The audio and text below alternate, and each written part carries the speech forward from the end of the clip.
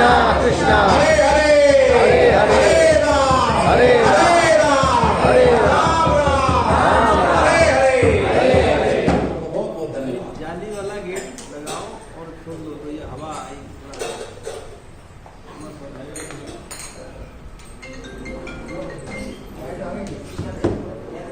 Light आ रही, light आ रही। आ रही जा रही। बंद हो लाइट आ रही।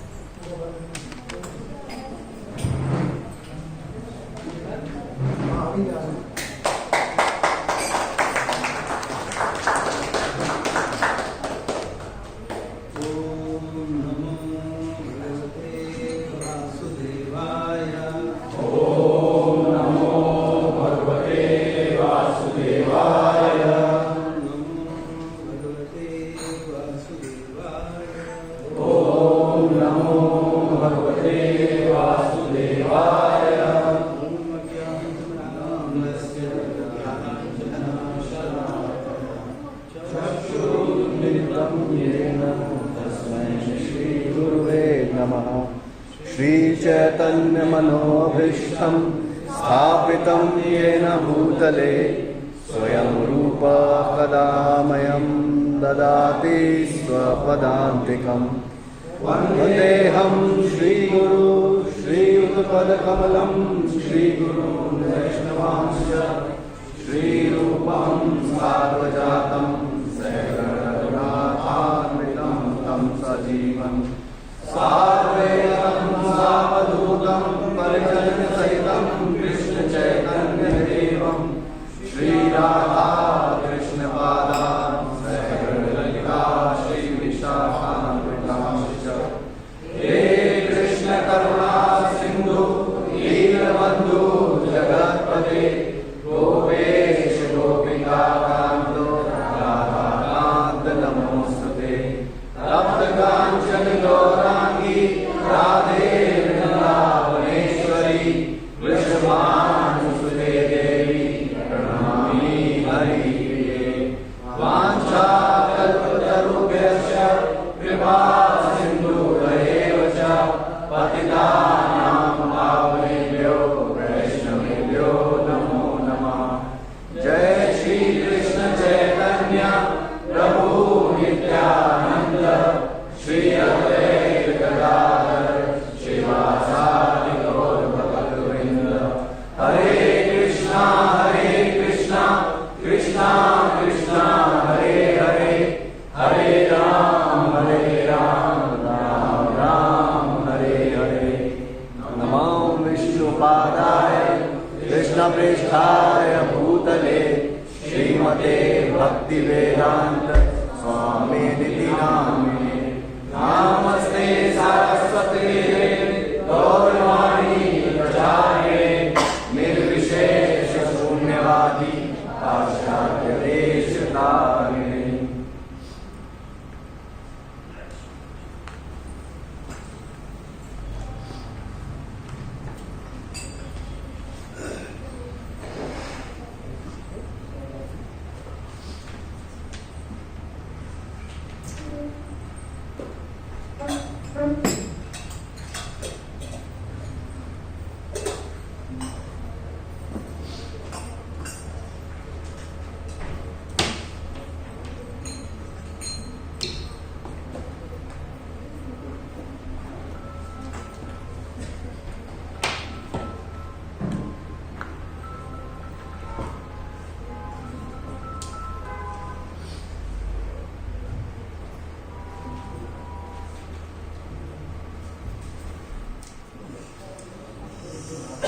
हरे कृष्णा।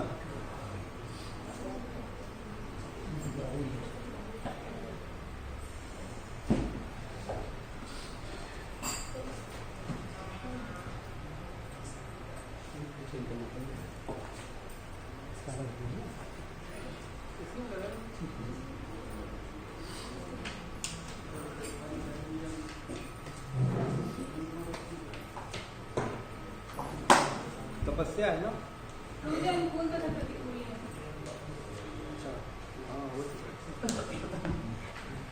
अनुकूल तथा प्रतिकूल नियम श्री रूप गोस्वामी भक्ति रसामृत सिंधु में कहते हैं, जब कोई नीचे दी गई 6 बातों में स्वयं को संलग्न करता है तब उसकी भक्ति सेवा अवरुद्ध हो जाती है। 6 प्रतिकूल नियम: अत्याहार, आवश्यकता से अधिक खाना अथवा आवश्यकता से अधिक धन संचय करना। भक्ति रसामृत सिंधु में वर्णन है 6 अनुकूल नियम और 6 प्रतिकूल। ये 6 चीजें होंगी अगर तो क्या होगा, हम भक्ति में प्रगति नहीं कर सकते। तो पहला क्या है, अत्याहार यानी आवश्यकता से अधिक खाना। कई बार हम अच्छा लगता है तो पाते जाते हैं तो अच्छा नहीं, उतना ही खाना चाहिए जितनी आवश्यकता, न बहुत कम न बहुत ज्यादा। और धन संचय, अत्यधिक धन संचय नहीं करना चाहिए, जितनी आवश्यकता है उतना ही। संसार में आप देखते हो 1 फैक्ट्री 2 फैक्ट्री 4 फैक्ट्री, कोई लिमिट ही नहीं है लोगों का, और अपने अपने स्तर से लोग प्रयास करते हैं। भगवान की सेवा के लिए कोई धन कमाना चाहे तो कितना भी कमा सकता है, उसमें कोई बुराई नहीं है, लेकिन संचय करने के लिए मना है। दूसरा, प्रयास जो भौतिक नश्वर वस्तु मिलनी अत्यंत मुश्किल है उसके लिए कठिन प्रयत्न करना। जैसे कोई व्यक्ति सोचता है कि मुझे अरबपति बनना है, तो अरबपति बनना आसान है, अभी वो पूरा फोकस करता नहीं मुझे अरबपति बनना, और अरबपति बनने के लिए वो दिन रात प्रयास परिश्रम करता है। लेकिन वो अरबपति बनना किस लिए चाहता है, भोगने के लिए। तो फिर वो क्या है, प्रतिकूल है, वो अच्छा नहीं, उससे भक्ति नष्ट होगी। तो उसके लिए कठिन प्रयत्न नहीं करना चाहिए। जैसे भौतिक जगत में लोग भौतिक संपदा, भौतिक चीजों के पीछे बहुत अधिक प्रयास करते हैं, तो वो लोग भक्ति में गड़बड़ करते हैं। क्या कहेंगे, अरे हमारे पास टाइम नहीं है, हम तो यहाँ नहीं थे, हम तो वहाँ गए थे, हम वहाँ चले गए थे, है ना, होता है ना। कई बार लोग बोलते हैं हम तो व्यापार में वहाँ थे, नौकरी में वहाँ थे, हम इसलिए सेवा में नहीं आ पाए। और कुछ लोग आप देखेंगे बराबर सेवा में रहेंगे, तो जो सेवा में बराबर है वो क्यों बराबर रह पा रहे हैं, क्योंकि वो अपनी भौतिक कामनाओं को उन्होंने क्या किया है, नियंत्रित कर लिया, तभी वो कर पा रहे हैं। वरना ऑप्शन सबके पास है, ऐसा नहीं है किसी के पास ऑप्शन नहीं है। हर व्यक्ति कमा सकता है, हर व्यक्ति 50 चीजें कर सकता है, लेकिन जो भौतिक चीजों के पीछे बहुत भागेगा वो कभी भी भगवान की सेवा में दृढ़ संकल्पित नहीं होगा। और ऐसा व्यक्ति हमेशा दुखी रहता है। वो बड़ा खुश होता है कि अरे उसके पास अभी इतना पैसा हो गया, इतनी प्रॉपर्टी हो गई, लेकिन वो उन्हीं सब चीजों के साथ दुखी रहता है हमेशा। तीसरा, प्रजल्पा, भौतिक बातों के विषय में व्यर्थ ही बोलते रहना। जो भगवान की चर्चा नहीं करेगा, जो सत्संग में सुना है उस पर डिस्कशन नहीं होगा, वो केवल संसारी बात करेगा। अभी हम लोग जैसे चर्चा करते हैं सत्संग में, जितनी देर रहते हैं उतनी देर तो हमारा चर्चा आध्यात्मिक होता है, और जैसे ही सत्संग से बाहर निकलते हैं फिर क्या चर्चा शुरू होता है, उस पर हमें ध्यान देना चाहिए। ये नहीं पता चला 4 साल पहले भी यही बात कर रहे थे और फिर वही बात, लेकिन चर्चाएं वही भौतिकी होगी। नहीं, जो डिस्कशन चल रहा है उस पर चर्चा करो। क्या चर्चा है, क्या रूप गोस्वामी बता रहे हैं, क्या भक्ति रसामृत सिंधु में बोला जा रहा है, हम क्या कर रहे हैं। हम केवल अपनी चर्चा, लोग क्या करते हैं, देखो भक्ति रसामृत सिंधु में ऐसा बोला जा रहा है, ये भक्ति देखो क्या कर रहा है। हमारी चर्चा का आधार ऐसा होता है, हम जो ज्ञान लेते हैं उसका इस्तेमाल किसके ऊपर करते हैं, दूसरों, और अपने को छोड़ देते हैं। तो ऐसे लोग कभी भी भक्ति में उन्नत नहीं हो सकते। जो सारा ज्ञान लगाते हैं, पढ़ते हैं, किसके लिए, दूसरों के लिए, तो वो बेचारे अपने को हमेशा छोड़ देंगे और उनका कभी सुधार नहीं होगा। चौथा, नियमाग्रह, आध्यात्मिक नियम व आचारों के उद्देश्य को समझे बिना उनका पालन करना। अथवा शास्त्रों में दी गई आज्ञाओं का पालन न करना तथा स्वतंत्रता पूर्वक एवं मन को जैसा अच्छा लगे वैसे काम करना। तो हम लोग ज्यादातर यही करते हैं, हमारे मन को जो अच्छा लगता है हम वो करते हैं, ठीक है ना। और या फिर नियम आग्रह का मतलब क्या है, जो नियम का उद्देश्य है उसको नहीं समझ रहे क्या है, उसको समझे बिना उनका पालन कर रहे हैं, या फिर शास्त्रों में दी गई जो आज्ञा है उसका पालन ही नहीं कर रहे हैं और स्वतंत्रता पूर्वक अपनी मनमर्जी कर रहे हैं। तो ऐसे लोग भक्ति में प्रगति नहीं कर पाते। पांचवा बताया है जन संग, ऐसे व्यक्ति का संग करना जो भौतिकता में आसक्त है तथा कृष्ण भावना मत में जिसकी रुचि नहीं है। हम लोग किसका संग करते हैं, ईमानदारी से बताओ। ऐसे भक्त का संग करते हैं जो बहुत शरणागत हो, बहुत बात मानता हो, बिल्कुल एज इट इज बात को मान करके फॉलो करता हो। तो कई बार क्या करते हैं, हम उसका उपवास करते हैं, अरे कुछ जाते ही, ऐसा थोड़ी होता है। और किनका संग करना चाहते हैं, जो भौतिकता में संपन्न है ना। पता चले अभी आपके सत्संग में कोई अरबपति आके बैठ जाए और आपको पता चल जाए कि ये क्या है, अरबपति है, तो सब उससे प्रभु जी कब मिल रहे हैं और बताइए कैसे। हम भी भक्त हैं, आप कब से, आप भी जुड़े हो, अच्छा हम भी जुड़े हैं, आपके पास हम आना चाहते हैं। धीरे से घर जाएंगे, उसका नंबर लेंगे, उसको देंगे, है ना, तो उसका संग करना चाहेंगे। लेकिन अगर कोई शुद्ध भक्त है, वो एज इट इज बात मान करके गंभीरता पूर्वक भक्ति कर रहा है, उससे बात नहीं करेंगे। क्यों उससे बात करेंगे, तो फिर उसके गुण हमारे अंदर आएंगे और वो हमें गुण अपने अंदर लाने ही नहीं। हम तो केवल अपने अलग विचारों के कारण भक्ति कर रहे हैं। तो इसलिए यहाँ स्पष्ट वर्णन है, ऐसे संग करना जो भौतिकता में आसक्त है, कृष्ण भावना में रुचि नहीं रखते, ऐसे लोगों का संग करना क्या है, भक्ति को प्रतिकूल है। भौतिक उपलब्धियों के संबंध में लालची वाला, जिस व्यक्ति को लगता है कि नहीं मुझे भौतिक यश मिले, भौतिक भोग मिले, ये वस्तु मिल जाए, ये पद मिल जाए, ये जिम्मेदारी ऐसा हो जाए, तो ऐसा लोग भी कभी भक्ति में दृढ़ नहीं रहते। भक्ति का मतलब क्या है,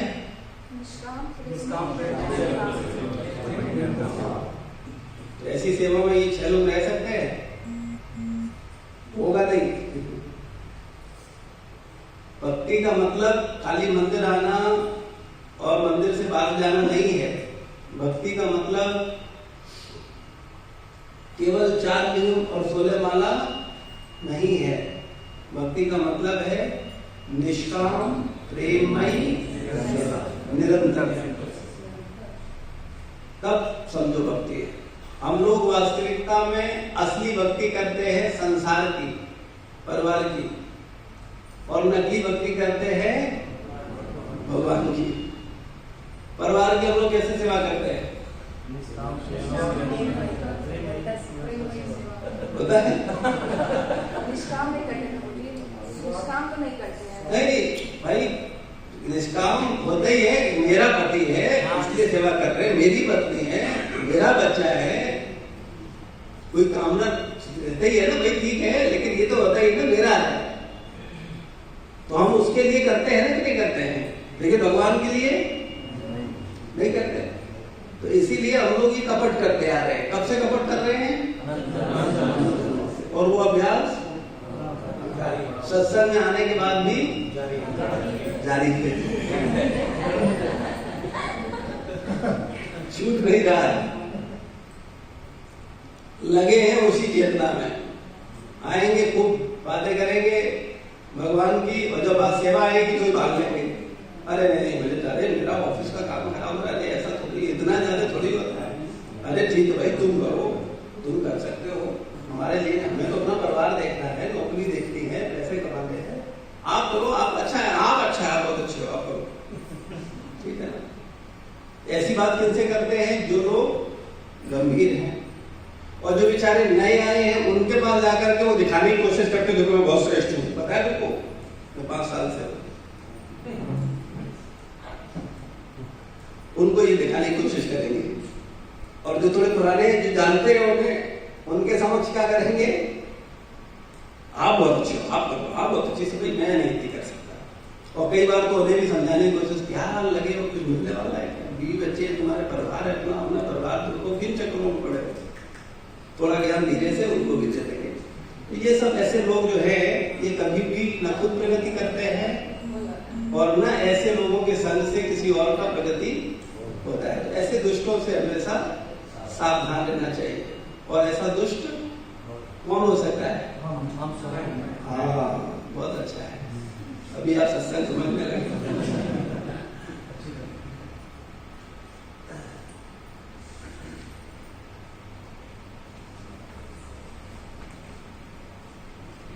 तो भौतिक उपलब्धियों के संबंध में लालची, क्योंकि जो भौतिक उपलब्धियों में लालची होगा वो दृढ़ता से कभी भक्ति नहीं करता, वो स्थिर हो ही नहीं सकता, वो कभी पंचुअलिटी से कोई सेवा कर नहीं सकता। अब भक्ति में 6 अनुकूल, क्या अनुकूल है जैसा करने से भक्ति बढ़ती है? तो पहला क्या है? उत्साही होना। जैसे ही कोई सेवा मिले उस सेवा को लेकर के एकदम उत्साह से भर जाना, नहीं ये तो करना है, कैसे नहीं होगा, ये कार्य करना है, कोई सत्संग है, कोई सेमिनार है, कुछ भी करना है, नहीं ये सेवा ऐसा बोले होगा, क्यों नहीं होगा, 500 नहीं 1000 होंगे, जन्माष्टमी 10 लाख नहीं 50 लाख की बनेगी, 50 लाख नहीं 1 करोड़ की बनेगी। उत्साही होगा, नहीं हमको करना है, भगवान के लिए करना है, हमको ये सेवा करनी है, इस तरीके से उत्साही होना। आप देखते हैं कुछ लोग उत्साही दिखते हैं आपको और कुछ लोग पैदाइशी उदासीन हैं।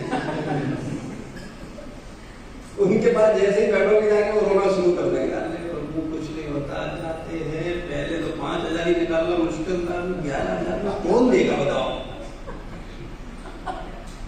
तो बेचारे खुद नेगेटिव है और उनके संपर्क में जो जाएगा उसको भी नेगेटिव, क्योंकि उनको लगता है कहीं ये मुझसे ज्यादा न कर दे, ये सेवा में देता है, होता नहीं प्रभु, नहीं होता है, कुछ नहीं होता नहीं। तो जो उत्साही नहीं है उससे सच में कभी होगा भी नहीं और वो कभी कुछ नहीं कर पाएगा। तो भक्ति के लिए पहली चीज क्या होनी चाहिए? उत्साही होना। कोई भी सेवा मिले, जो सेवा हो, बुक डिस्ट्रीब्यूशन है, जैसे गीता डिस्ट्रीब्यूशन आता है, मैराथन आता है, बोला है डिस्ट्रीब्यूशन करेंगे, तो कुछ लोग आपको सुना है बोले पहले ही वाली रखी है। अगर आप बताओ, अगर आप वितरण नहीं करोगे तो वो रखी रहेंगे कि नहीं रखी रहेंगी? वो रखी, क्योंकि वो उत्साही नहीं है, वो उस सेवा को बहुत गंभीरता से नहीं। कोई हो सकता है किसी के कोई शारीरिक प्रॉब्लम हो, किसी की अवस्था हो, लेकिन फिर भी सब कुछ उत्साह है। हमने देखा है एक से एक उम्र दराज व्यक्ति को भी उत्साही होते हुए और एक से एक कम उम्र के व्यक्ति को भी उत्साही होते हुए, और आप देखोगे एक से एक उम्र दराज व्यक्ति को भी आलसी और एक से एक कम उम्र दराज व्यक्ति को भी आलसी। तो उत्साह उम्र का विषय नहीं है, उत्साह सही भावना और सही विचारों का विषय है। जब आपका सही भाव और सही विचार होते हैं तब आप स्वतः स्वेच्छा से क्या हो जाते हो? उत्साही हो जाते हो। और जहां आपका मनोभाव खराब हुआ, आपका उत्साह खत्म, आपसे होगा नहीं। आप देखोगे कुछ भक्त सदैव उत्साही रहते हैं और उनके संपर्क में जो जाए उसे भी उत्साही कर देते हैं, और इसके विपरीत कुछ भक्त खुद उदास रहते हैं और उनके संपर्क में जाए तो उसे भी, उनके पास केवल एक ही चर्चा हो, ऐसा होता थोड़ा ही है, संभव ही नहीं, ये हो ही नहीं सकता, क्यों व्यर्थ प्रयास कर रहे हो? तो अगर ऐसे लोगों के साथ रहोगे तो आप भी ऐसे ही हो जाओगे, और अगर उत्साही लोगों के साथ रहोगे तो फिर आप भी उत्साही हो जाओगे। तो पहली अनुकूलता क्या है? उत्साही होना। दूसरा, निश्चय और आत्मविश्वास के साथ प्रयत्न करना। खाली उत्साही नहीं, दृढ़ निश्चय नहीं, ये बोला है तो ये करेंगे, 100% होगा, और उसके लिए योजना बनाना, इस लक्ष्य में पहुंचना है, कैसे संभव है, इससे होगा, ऐसे होगा, तो वो भक्त उसमें दिमाग लगा रहा है, और अंतोगत्वा उसको क्या करता है? निश्चय के साथ जो लक्ष्य उसने लिया है उसको पाता है, और इससे क्या है, वो व्यक्ति प्रगति करता है और भक्त समाज में भी सबका प्रेम पाता है और गुरु परंपरा का आशीर्वाद पाता है। कौन व्यक्ति? जो उत्साही है और जो निश्चय है, दृढ़ प्रतिज्ञ है। और तीसरा है धैर्य। धैर्य मतलब शांत रहना, खूब उसका प्रयास है, खूब निश्चय है, फिर भी सफलता नहीं मान रही मान लो, लेकिन फिर भी उसके अंदर क्या है? धैर्य है। कोई बात नहीं, 1 साल, 2 साल, 5 साल, 7 साल, 8 साल, 10 साल, 15 साल, 20 साल, 30 साल, 100% सफलता मिलेगी, लेकिन धैर्य होना चाहिए। आप देखो प्रभुपाद जी के जीवन में, प्रभुपाद जी उत्साह के साथ प्रचार किए कि नहीं किए? कब? जब सफल हुए तब नहीं, उससे पहले, अमेरिका जाने से पहले कितने साल प्रयास किए? वृंदावन सब 15 साल लगातार लगे रहे, कोई सफलता नहीं मिल रही, लेकिन उनका उत्साह ठंडा नहीं हो रहा है। कोई सुन नहीं रहा है, कोई मान नहीं रहा है, क्योंकि हम लोग तो कुछ मैं बार बार आप लोगों को बोलता हूँ, हम लोग नंबर बन के कपटी हैं। आज प्रभुपाद जितना आप लोग करते हो, यही प्रभुपाद अगर आपको ये संस्था क्रिएट नहीं होती और उससे पहले मिलते, तब आप भक्ति सिद्धांत सरस्वती महाराज जी, भक्ति सिद्धांत सरस्वती महाराज जी कर रहे होते। हाँ, प्रभुपाद जी तो आप घास नहीं डालते, क्योंकि आपने नित्य सिद्ध मानते। बताओ मुझे, वो प्रयास कर रहे हैं और सफल नहीं हो रहे। इलाहाबाद में, झांसी में स्थापना करी, वहां कोई सफलता नहीं। बुक डिस्ट्रीब्यूशन कर रहे हैं, कोई सफलता नहीं मिली। कुछ कर रहे हैं, कोई सफलता नहीं मिली। और कहां से छोड़ के आए? गौड़ीमठ को छोड़ करके आए। और गौड़ीमठ क्यों छोड़ा उन्होंने? जब उनके गुरु संसार छोड़ करके चले गए, फिर भी वो चाहते थे कि किसी तरह सब लोग मिल करके हम लोग अच्छा करें। लेकिन जब उनके गुरु भाई उनको सहयोग नहीं कर रहे थे, प्रॉब्लम क्रिएट कर रहे थे, तो उन्होंने डिसीजन लिया कि हम ये सब करने थोड़ी जाए। वहां से अलग हुए और उन्होंने कहा प्रचार करना है तो हम इसकी शुरुआत करते हैं। अब आप सोचो, कहां 64 मठ और कहां प्रभुपाद जी अकेले। आप बताओ, उस समय आप लोग होते तो प्रभुपाद जी क्या बोलते? ईमानदारी बताओ, बता दो अपने मन के विचार। नित्य सिद्ध बोलते, बल्कि क्या बोलते? ये गुरु अपराधी हैं, उन्होंने गुरु के साथ धोखा किया है। उन्होंने बताओ बड़ी मठी छोड़ दिया, अपना अलग बना रहे हैं, अपना अलग कर रहे हैं। क्या तरीका है? ये कोई तरीका होता है? ऐसा थोड़ी होता है। आप सब यही बोलते हैं 100%। शायद कोई विरला ऐसा होता जो प्रभुपाद जी की भावना को समझ करके उनके साथ रहता, शायद ही कोई होता। 99% हम लोग जिस चेतना में है, हमें पहचानना चाहिए अपने आप को। लेकिन प्रभुपाद जी बराबर लगे रहे और कोई सफलता नहीं मिली। 70 साल की बता, 55 साल में घर छोड़ा था कि नहीं छोड़ा था? और 70 साल में अमेरिका गए, तब तक कुछ हुआ था क्या? कितने साल हुए थे? 15 साल। उसके बाद अमेरिका जाते हैं और वहां जाकर के फिर प्रचार शुरू करते हैं और वहां जाके संस्था की स्थापना करते हैं। ठीक है। और धीरे धीरे जब वो प्रचार बढ़ने लगता है, उनके पवित्र शिष्य उन्हें मिल चुके थे, जो उनके प्रति पूर्ण रूप से समर्पित थे, जो सिद्धांतों को समझ रहे थे, जो चकाचौंध से दूर थे और जिनके अंदर वास्तविकता में गुरु प्रेम था, जिनके अंदर हृदय से प्रभुपाद जी के प्रति आदर था।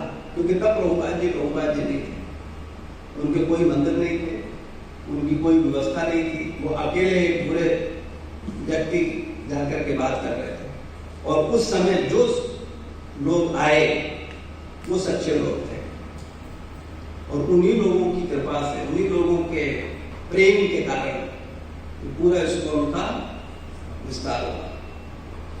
भेड़ चाल में चलती हैं, उन्हें तो बस जाते हुए लोग देखने चाहिए, वो पीछे दौड़ नहीं और देखेंगे इधर 10 लोग हैं, इधर नहीं, इधर 100, हाँ ये ठीक है, इधर चलेंगे, इधर 1000 लोग आ रहे हैं, ये भी ठीक नहीं, ये ठीक है, इधर चलेंगे। उनमें इतनी बुद्धि नहीं है क्या सही क्या गलत, क्या करना क्या, उन्हें भेड़ों को कोई मतलब नहीं होता। तो ज्यादातर भेड़ मानसिकता के हम लोग हैं। लेकिन हमें प्रभुपाद जी से सीखना चाहिए। प्रभुपाद जी ने अपने गुरु को धोखा नहीं दिया। प्रभुपाद जी अपने गुरु के रहते उन्होंने कोई अलग संस्था नहीं बनाई। जैसे आजकल अपने गुरु महाराज को छोड़ करके गुरु महाराज के समय लोगों ने अलग संस्थाएं बना ली। ऐसे भी कई लोग, मैं किसी का नाम लेकर के अपराध नहीं करना चाहता, लेकिन जग जाहिर है कोई छुपा नहीं। तो अलग अलग चेतना के लोग होते हैं, अलग अलग परिस्थितियों में जैसा करते हैं। लेकिन चूंकि भेड़े हैं, उन्हें तो इतनी समझ है नहीं कि क्या सही, क्या सिद्धांत, क्या भाव, क्या प्रेम। उन्हें तो केवल अपनी भेड़ चाल से मतलब है। तो प्रभुपाद जी के जीवन से हम देख सकते हैं वो कैसे थे, उत्साही थे। उनके उत्साह में कमी आई। आप सोचो 55 साल से 70 साल की अवस्था तक लगा रहे कोई व्यक्ति और उतने उत्साह के साथ अमेरिका पहुंचे और निश्चय के साथ लगे हुए हैं।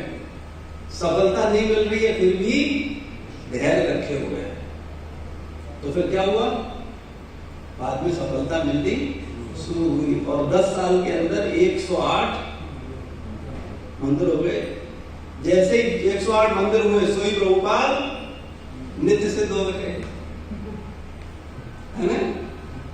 वो पहले नित्यबद्ध थे, अपराधी थे, ये थे, वो थे। इस संसार में केवल सक्सेस को प्रणाम करते हैं लोग, सही गलत से कोई मतलब नहीं। ना इतनी बुद्धि है लोगों में कि लोग समझ पाए क्या वास्तविकता है क्या नहीं। तो उत्साह प्रभुपाद जी से हमें सीखना चाहिए। उत्साही थे प्रभुपाद जी के नहीं थे, निश्चय था उनमें कि नहीं था, और धैर्य था कि नहीं था, कितना धैर्य रखा। तो उसका परिणाम आज हम सब लोग। चौथा, तत्कर्म प्रवर्तन, नियमों के अनुसार आचरण, जैसे श्रवणम, कीर्तनम, विष्णु स्मरणम, गायन तथा श्री कृष्ण का चिंतन। तो तत्कर्म प्रवर्तन मतलब नियमों के अनुसार आचरण करना, जो सिद्धांत दिए गए उनके अनुसार ही पालन करना। ये नहीं अपने नियम अलग बनाए, जो शास्त्र बोल रहा है, जो गुरु बोल रहे हैं, जो साधु बोल रहे हैं, उनके अनुसार अपने जीवन को ढालना। छठवां, सतोवृत्ति, पूर्ववर्ती आचार्यों का अनुकरण करना। जो पूर्ववर्ती आचार्य है उन्होंने जो किया है वैसा कार्य करना, अपना नई परपाटी नहीं रखना। पूर्ववर्ती आचार्यों के पक्षों पर चलना। ये 6 नियम बिना किसी संशय के भक्ति सेवा के लिए अनुकूल है। 10वां, ब्राह्मण। ब्राह्मण जीवन का अर्थ है स्वच्छता का जीवन। ब्राह्मण ने यदि सवेरे गायत्री न की हो तो उसे दोपहर में 2 बार गायत्री करनी चाहिए, तथा दोपहर को भी न की हो तो सायंकाल 3 बार एक साथ गायत्री मंत्र का जप करना चाहिए। ऐसा करना अत्यंत आवश्यक नहीं है और न ही कोई ऐसा कठोर नियम है। यह व्यक्तिगत रूप से निर्भर करता है कि हम ऐसा करें या न करें।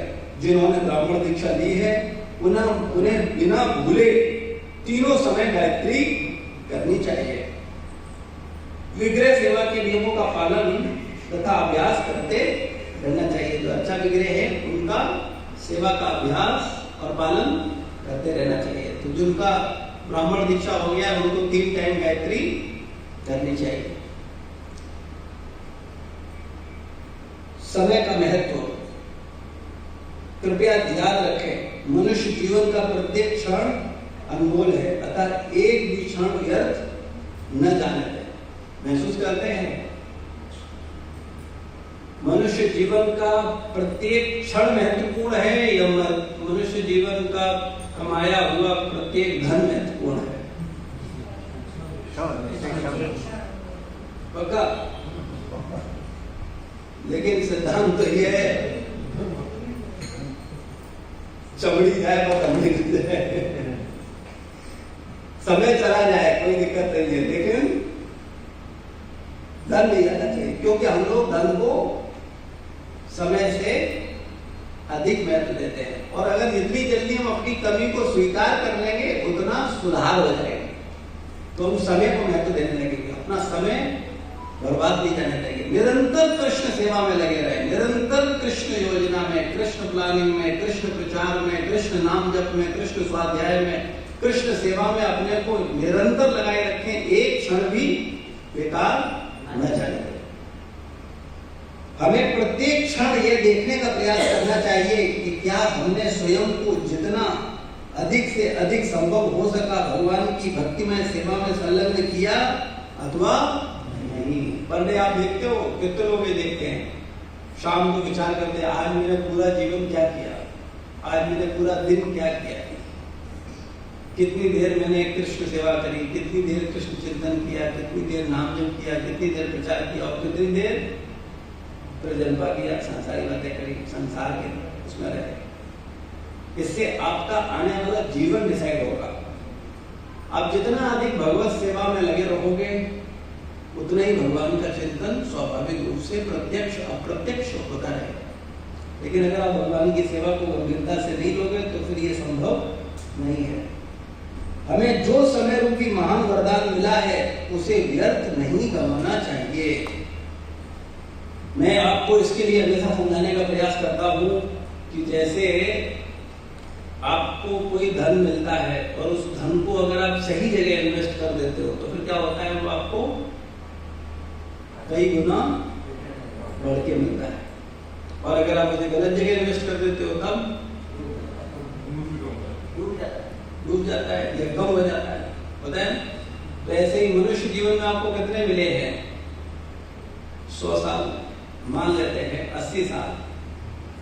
और अगर 80 सालों को भगवत भजन, भगवत सेवा, भगवत प्रचार में लगाओगे तो आपको इंद्र का शरीर मिल सकता है, ब्रह्मा का शरीर मिल सकता है। यानी आपका जो समय है जो 100 साल बढ़ जाएंगे करोड़ों अरबों वर्षों में। और अगर इसको नहीं करोगे तो कुत्ता बनोगे। कुत्ता कितनी देर जिंदा रहता है,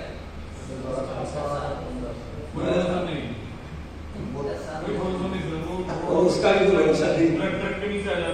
मतलब 12 साल उसकी मैक्सिमम लाइफ है और उसका भी कोई भरोसा नहीं। तो आपके 100 साल कितने हो गए, निश्चित है 1-2 साल में होने पड़ते। तो मतलब वो भी घट के 80 साल के 15 साल रह गए। और अगर आप इन्हीं 80 सालों को अगर अच्छा इन्वेस्ट करोगे तो जैसा आप पढ़ते हो ना, आप स्वर्ग जा सकते हो। तो स्वर्ग जाओगे तो कितने दिन तक रहोगे वहां, जब तक पुण्य वाले जब तक पुण्य है। और मैक्सिमम कितना समय रहेंगे, एक कल, सॉरी एक मनवंतर, एक मनवंतर यानी 71 चतुर्युगी, यानी 43,20,000 साल, 71। यानी आपके 80 साल कितने हो गए, उतना समय बढ़ गया आपका। लेकिन कब होगा ऐसा, जब आप इसको आप सही इन्वेस्ट करोगे। और अगर इसको आपने और सही इन्वेस्ट कर दिया, भगवत धाम चले गए तो वहां पर समय 80 में, यानी फिर वहां समय है ही नहीं, भूत भविष्य वर्तमान है ही नहीं, है ना। यानी अनंत ऐसी जगह आप इन्वेस्ट कर दो। तो कृष्ण भक्ति यानी कृष्ण भावनामृत में जो व्यक्ति समय लगाता है उस समय का रिटर्न उसे कैसे मिलता है, अनंत, अथाह। भगवान अनंत है ना, तो उनकी सेवा में जो कुछ भी लगाया जाता है वो रिटर्न भी हमें कैसे मिलता है, अनंत मात्रा। लेकिन हम लोगों को ये बातें समझ नहीं आती क्योंकि हमारा बुद्धि कैसा है, भौतिक। तो हमें भौतिक चीजें ही समझ में आती है। भौतिक इन्वेस्टमेंट में हमें बुरा नहीं लगता, हमें उसमें कोई वो नहीं लगता। हमको पत्नी पर खर्च करने में बुरा लगता है, बच्चों पर खर्च करने में बुरा लगता है नहीं, अपने शरीर पे खर्च करने में बुरा लगता है नहीं। उसमें हम कितना भी इन्वेस्ट करते हैं उसमें कोई हमको दिक्कत नहीं होती, वो स्वाभाविक होता है। लेकिन वही अगर भगवान पर इन्वेस्ट करें तो दिक्कत होती है, तो मुश्किल होता है। तो कहने का मतलब केवल इतना सा है कि हम जो भी समय हो, सेवा हो, धन हो, मन हो, तन हो, कुछ भी क्यों ना हो, जो भी आप जैसा इन्वेस्ट करोगे उसमें आपको उसी रूप में मिलेगा। तो हमको अपना मन, अपना तन, अपना धन कहाँ लगाना चाहिए, कृष्ण सेवा में, तो कई गुना अधिक मिलेगा, तो हमारी बुद्धि के परे होगा। क्योंकि हम लोग तो बहुत छोटा सोचते हैं, बहुत छोटा सोचते हैं। कभी सोचो ब्रह्मा का ऐश्वर्य क्या होगा, कभी विचार किया क्या है ब्रह्मा? इस संसार में कोई ब्रह्मा बनने का सोचता है? कोई ब्रह्मा बनना अच्छी चीज नहीं है, लेकिन ब्रह्मा कोई साधारण स्थिति भी नहीं है। ब्रह्मा मतलब जो भगवान की प्रत्यक्ष सेवा में, कोई भी जीव जो ब्रह्मा बनता है वो अपना ब्रह्मांड का कार्यभार संभाल करके और उसके बाद भगवत धाम जाता है। ब्रह्मा का पतन नहीं होता क्योंकि वो उस लेवल पर है, भगवान की प्रत्यक्ष सेवा में। क्योंकि ब्रह्मा मतलब क्या है, तो विचार करो, जितना ब्रह्मांड है उस ब्रह्मांड का सर्वोच्च पद वो है ब्रह्मा। यानी ब्रह्मांड में ब्रह्मा जी के परमिशन के बिना कुछ नहीं हो सकता, वो ब्रह्मांड के सर्वोच्च वो है। लेकिन ब्रह्मा से भी ऊपर है शिव और विष्णु, ठीक है ना? तो उनका स्थिति ब्रह्मा जी से भी ऊपर है। लेकिन कोई भी जीव शिव नहीं बन सकता और कोई भी जीव विष्णु नहीं बन सकता, लेकिन जीव ब्रह्मा बन सकता है। मतलब आपके पास अपॉर्चुनिटी है, अगर आप चाहो तो उसकी तैयारी कर सकते हो, ठीक है? और क्या है ब्रह्मा, उसको कभी पढ़ो थोड़ा तो आपको पता चलेगा उसका, उनका ऐश्वर्य क्या है, क्या उनका पावर है। तो ये कौन सोच सकता है? जो संसार की उलझनों में न फंसा हो, और जिसने बहुत छोटे टारगेट बनाए हुए हैं वो तो अपनी सारी एनर्जी उनमें ही लगा देगा। उसका लक्ष्य ब्रह्मा का पद प्राप्त करना नहीं है, उसका लक्ष्य क्या है? बस इस संसार में कुछ ठीक ठाक हो जाए, बस बहुत है। और वो कितने दिन तक के लिए ठीक ठाक है उसका कोई भरोसा है? इस संसार का कोई भी पद कितने दिन के लिए आपके पास है? जब तक शरीर है, और शरीर कब तक है पता नहीं। और ब्रह्मा का तो निश्चित है ना, ब्रह्मा जी के हिसाब से 100 वर्ष। हाँ, उनका तो फिक्स है, वो बीच में नहीं मरते, ठीक है? तो उनका तो कम से कम है, अपन का कोई ठिकाना नहीं देखिए। इधर उधर दिमाग लगाए रहते हो कि ये और पता नहीं मुझे कल अभी बोल हो जाए, और उस पर हमारा कोई दिमाग ही नहीं, विचार ही नहीं करते हम लोग। तो जो भक्त लोग हैं वो प्रयास करते हैं कि वो भगवान के भक्ति करके ब्रह्मलोक से भी ऊंचा स्थान पाए, भगवान का नित्य सानिध्य पाए। ब्रह्मा जी से भी ऊपर की चीज है।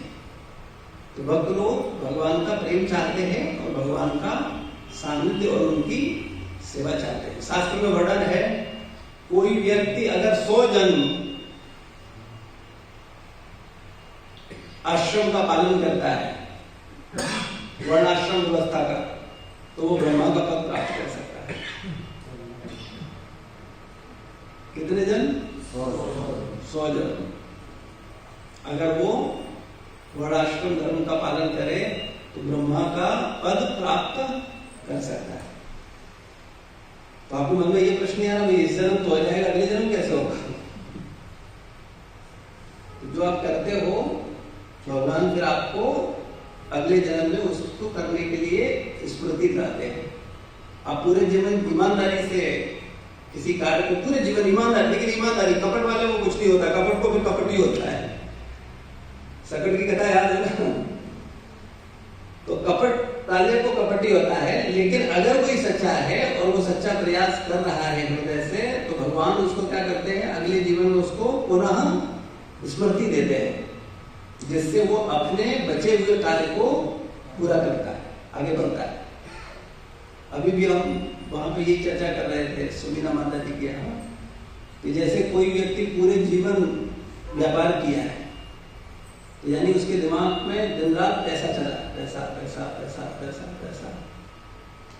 अभी मरना तो है ही, उसे 80 साल बाद मर गया, या बीच में मरा, जब भी मरा, तो भी उसके दिमाग में जो चल रहा था मन बुद्धि अहंकार तो वही है।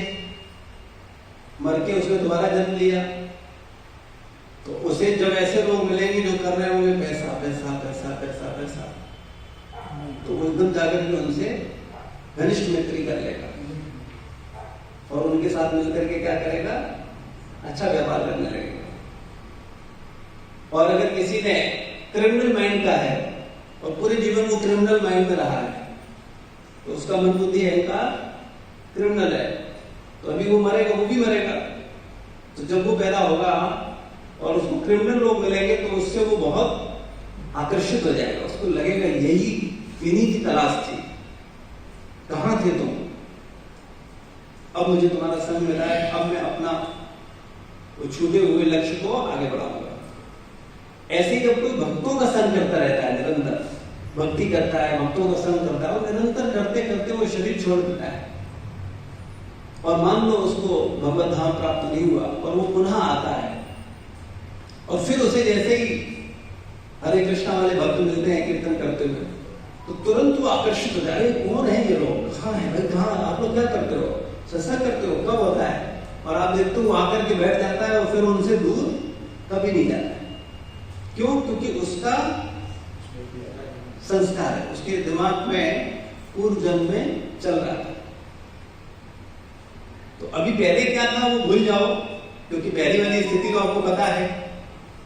अभी आपको मौका मिला है, अभी अपनी चेतना को बनाओ, क्योंकि आप देखा जाएगा तो हम लोग अपने को कौन सा ग्रेड देंगे, बोले हम वही वाले, हम भक्तों को देख के आकर्षित हो गए और भक्ति करने लगे। ईमानदारी बताओ, मन में कितने लोगों ने सोचा? नहीं सोचा किसी ने? अच्छा है, अगर आप नहीं सोच रहे हो तो वास्तविकता में जो ऐसे भक्त होते हैं जो दूसरे भक्तों को देख करके आकर्षित होते हैं, वो कभी भी भक्ति से दूर नहीं हो सकते, उन्हें कोई भक्ति से दूर नहीं कर सकता। हमारे साथ तो दो शब्द कोई गलत व्यक्ति बोल दे तो अगली बार मंदिर नहीं है, बोले बहुत हो गया, नहीं जाएंगे, बोले क्या वो, अरे वो वहां बहुत राजनीति है, पाएगा नहीं तो कहेगा नहीं हम क्यों जाएंगे, फिर भक्तों से कौन जाएंगे, तो वो कहाँ, अरे नहीं तो बहुत हो गया, अरे नहीं आ जाओ भाई, आ जाओ, कहाँ जा रहे हो, भजन करो। जो पूर्व जन्म में साधना किया होगा वो कभी भक्तों का संग किसी कीमत में नहीं छोड़ेगा, चाहे भक्त उसको लात मारे। शब्दों को ध्यान देना, लेकिन तब भी वो भक्तों का संग नहीं छोड़ेगा। और वैसे भी लात तो हम खाते ही हैं, संसार में लात खाते हैं कि नहीं खाते हैं, छोड़ता है कोई संसार? तो हमारा अभ्यास भक्तों के संग का है कि संसार का है? खूब लात पड़ती है, हमारे माया की लात पड़ती है, परिवार की लात पड़ती है, शरीर की लात पड़ती है। जिस शरीर को हम सबसे ज्यादा चाहते हैं, यही शरीर हमारे शरीर में इतनी पीड़ा दे देता है, हम इसको मजा कराना चाह रहे हैं और ये हमें क्या करता है, पीड़ा देता है कि नहीं देता? हम में से कोई भी अपने शरीर को पीड़ा देना चाहता है? शरीर को मजा कराना चाहते हैं, और ये शरीर हमें लात मारता है कि नहीं मारता? जिसको हम मजा कराना चाहते हैं यही हमें लात मारता है, ठीक है ना? लेकिन कुछ लोग जिन पर गुरु कृपा होती है, वो लोग शरीर को लात मारते हैं, वो शरीर की परवाह नहीं करते, यानी तपस्या करते हैं। परवाह नहीं करने का मतलब ये नहीं है कि हम खाएंगे नहीं, हेल्दी नहीं रहेंगे, ये मतलब नहीं है। वो शरीर को सुख देने के चक्कर में नहीं होते, वो शरीर को लात मारते हैं, क्योंकि वो जानते हैं कि ये लात मारेगा, तो ये लात मारे इससे पहले मैं लात मारना चाहिए, ठीक है? लेकिन चूंकि हमारा जन्म जन्मांतरों का अभ्यास है किसका लात खाने का? संसार की लात खाने का। तो संसार लात खाने पर भी छूटता नहीं है। ईमानदारी बताओ, भक्त लात मारे तो आओगे दोबारा मंदिर? विचार करो।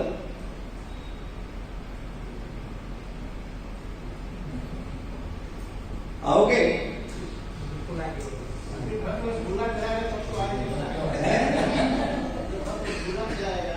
रसगुल्ला नहीं लात मार नहीं आएंगे। इससे पता चलता है मेरा पूर्व जन्म का संस्कार नहीं है, हमारे ऊपर केवल कृपा है। हम कृपा से दिखे यहाँ, हम संस्कार से नहीं। हमें क्लियर होना चाहिए क्यों है हम। हाँ, कोई लात खाने वाला होगा फिर भी नहीं जाएगा तो समझ लो कृपा से। उसने पूर्व जन्म में, सॉरी, उसने पूर्व जन्म का अभ्यास है उसका। और या फिर उसने बहुत प्रेम डेवलप कर लिया है गुरु और कृष्ण से, वैष्णवों से। उसने इतना प्रेम डेवलप कर लिया है कि अब भक्तों का संग वो छोड़ नहीं सकता, चाहे कितनी लात मारे।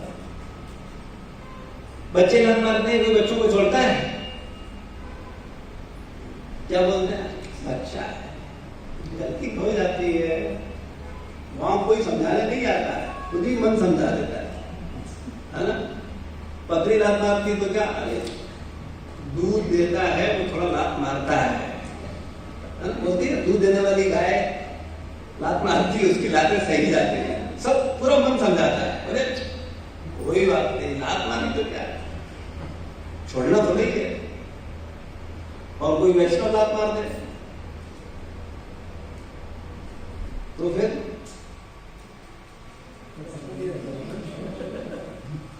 जो भक्त रहेगा वो ऐसे गलत काम क्यों करेगा?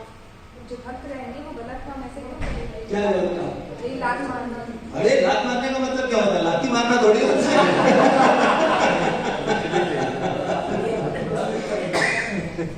पतरी लात मारती, आपने कितनी लात मारी होता? लात मारने का मतलब है उपेक्षा करना, अपमानित करना, धुतकारना, डांटना, फटकारना, इसे लात मारना बोलते हैं। लात मारने में थोड़ी बोले करो पिछवाड़ा लात मारते हैं, ऐसा थोड़ी। ठीक है ना? लेकिन समझना चाहिए हम किस चेतना में, हम किस मानसिकता के हैं, हमें क्लियर होना चाहिए हम किस स्थिति पे, हमारी क्या स्थिति है, नित्य सिद्ध स्थिति है, नित्य बद्ध स्थिति है, ये क्या है, हम कहाँ हैं, हमें समझना चाहिए। श्री प्रभुपाद की जय, गुरु महाराज की जय, समस्त भक्त वृंद की जय। किसी का कोई प्रश्न है तो पूछ सकते हैं। मुझे पूछना है, जैसे हम लोग को सत्संग मिल रहा है और गुरु का संग मिल रहा है, तो प्रभु जी हम लोगों ने अच्छे कर्म किए थे इससे हम, या फिर कान्हा जी की कृपा है इसलिए कि बाकी को तो नहीं मिल रहा है?